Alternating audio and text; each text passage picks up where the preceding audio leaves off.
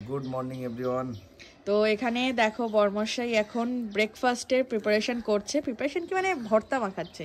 এটা হচ্ছে আলু ভর্তা, একদম শুকনো লঙ্কা দিয়ে, কাঁচা সর্ষের তেল দিয়ে। আর এটা হচ্ছে ডাল সেদ্ধ রয়েছে, এটাকেও মাখানো হবে। এখানে টমেটো সেদ্ধ রয়েছে। আর আজকে এই যে ভাতটা দেখছো, এটা মা আতপ চালের ভাত তো, এটা আতপ চালের ভাত রয়েছে। আর রাহির প্লেট কই? ও ভাত খাবে না, সকালে ভাত খেয়েছে। কি বলো? হ্যাঁ খাবে খাবে। আর এখানেও দেখো আমার আরো দুই ননদ চলে এসেছে। ননদ হবে তো আমার? হ্যাঁ ননদ চলে এসেছে। কালকে সরস্বতী পুজো, তাই আমরা গল্প করছি। রাই শাড়ি পরবা তো? সাদা শাড়ি হয় নাই, শাড়ি পরা যায় নাই। তো সরস্বতী পুজো মানেই কিন্তু বন্ধুরা একদম শাড়ি পরা, সেই ছোট্ট বাচ্চা থেকে শুরু করে বড়রা। আমিও কিন্তু পরবো শাড়ি, ঠিক আছে তো? সাদা শাড়ি নেই আমার, তাহলে তুমি একটা কিনে দাও। দেবা? কিনে দেবে না?